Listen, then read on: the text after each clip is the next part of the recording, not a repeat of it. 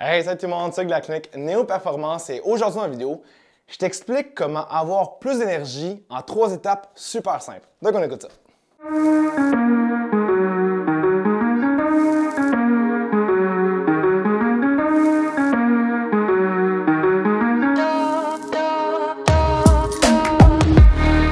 Donc la première chose qu'il faut savoir et ne pas faire, c'est essayer d'avoir plus d'énergie. La raison, en fait, c'est pas ça, c'est qu'il faut trouver qu'est-ce qui vous draine votre énergie à prime abord. Parce que tout le monde a le même nombre d'énergie en soi que le corps peut produire, give or take. Donc, qu'est-ce qu'il faut aller chercher? C'est vraiment trouver vos petits problèmes au niveau de votre vie, au niveau de vos petits bobos qu'on pourrait appeler.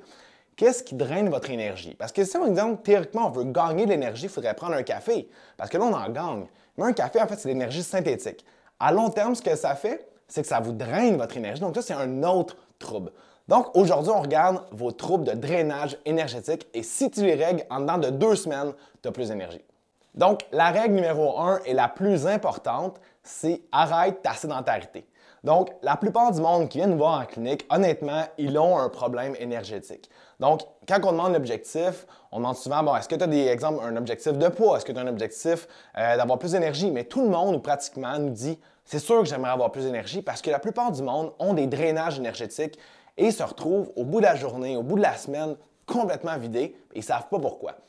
Et souvent, le monde, ils vont dire, j'aimerais ça bouger, mais je suis trop fatigué pour bouger. Puis là, la raison principale commence, c'est que si tu ne bouges pas, tu n'auras pas d'énergie pour bouger davantage. Donc, ce que je conseille, c'est à tous les matins, dès que tu te réveilles, va marcher dehors, va courir dehors, fais un entraînement à la maison ou peu importe ce que tu veux venir faire, mais fais de l'activité physique, mais pas obligé que ça soit mémorable. Alors, ça pas obligé de faire 1 heure d'entraînement, va juste commencer graduellement. Puis si tu me dis, non Hugues, je suis trop fatigué le matin, ça part déjà là ton drainage énergétique.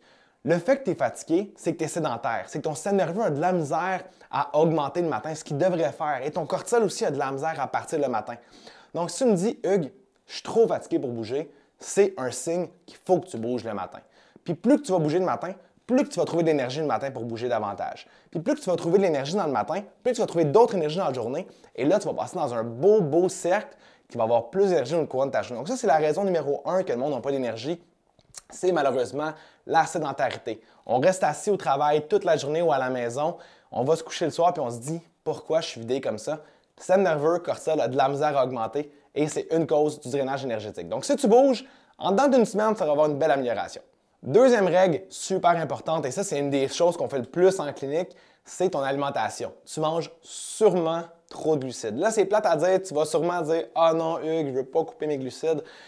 La raison, en fait, c'est super simple. Les glucides en soi, c'est pas le mal en personne, c'est pas le mal incarné. C'est que la raison, c'est que le monde les gère mal.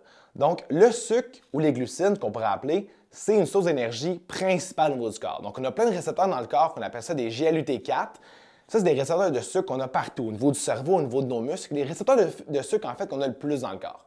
Donc, eux, leur rôle, c'est de prendre le sucre et de les utiliser en énergie. Mais si vous êtes à une certaine résistance à l'insuline, donc le corps a de la misère à utiliser le sucre que vous mangez, ça, c'est plein de raisons. Soit que votre mode de vie n'est pas super bon, la sédentarité peut causer ça en fait, le stress peut causer ça, tous les aliments inflammatoires que vous mangez au niveau de votre alimentation, il y a plein de raisons que vous pouvez créer une résistance à l'insuline. Mais qu'est-ce que ça fait? C'est quand vous mangez des glucides, votre corps a de la misère à les utiliser en énergie. Donc le corps prend beaucoup d'énergie pour essayer d'avoir un petit peu d'énergie qui provient des glucides, mais à chaque fois, tu tombes dans le négatif. Donc, qu'est-ce qui arrive? C'est que souvent, on va demander au monde, est-ce que tu as un down dans l'après-midi? Le monde dit, ah oui, vers 2-3 heures après avoir dîné. Qu'est-ce qui fait? C'est que justement, votre sucre sanguin a tendance à être trop bas. Puis qu'est-ce qui arrive? C'est que votre corps n'est pas capable d'utiliser le sucre en énergie. Et vous avez un drainage énergétique. Ce que je suggère, en fait, c'est vraiment assez simple en soi, c'est de refaire votre sensibilité à l'insuline. Il existe plein de méthodes pour faire ça. Une des méthodes, ça va être de couper ou de diminuer votre apport en féculents ou en glucides pendant environ 14 à 21 jours, tout dépendant de la personne. Et là, tu vas me dire, je ne peux pas faire ça. Si je mange pas de glucides, j'ai pas d'énergie, j'ai des cravings, j'ai faim.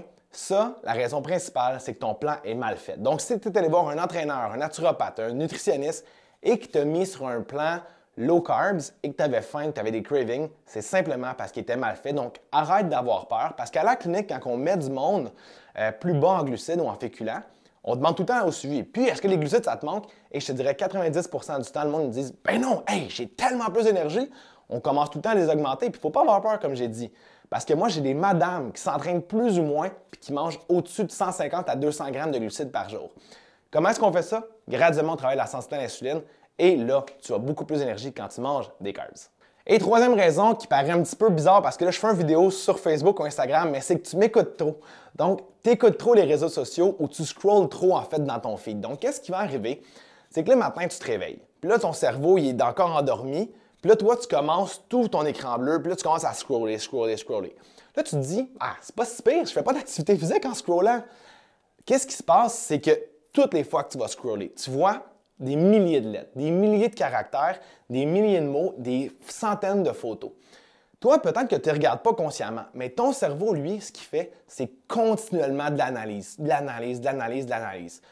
Hier, j'ai vu un client, j'ai fait une métaphore avec ça, puis j'étais vraiment étonné de moi-même parce que la métaphore était super bonne. C'est comme si, exemple, tu te levais de ton lit, puis là, tu te disais, hey, va faire une répétition maximale de squat directement quand tu te réveilles. Est-ce que tu es capable de le faire? Non, même affaire pour ça. Ça, c'est vraiment comme une grosse activité physique demandant pour ton corps. Donc, il faut arrêter de scroller comme ça parce que ton cerveau, lui, même si toi, tu penses que tu n'analyses pas, lui, ton cerveau, tout ce qu'il fait, c'est analyser. Fait que déjà, tu pars ta journée dans le négatif. Donc, si tu appliques ces trois règles-là, donc la première règle, c'est d'être moins sédentaire, donc de bouger un petit peu plus. La deuxième règle, c'est de te couper un petit peu tes féculents pour travailler un petit peu ta sensibilité à l'insuline.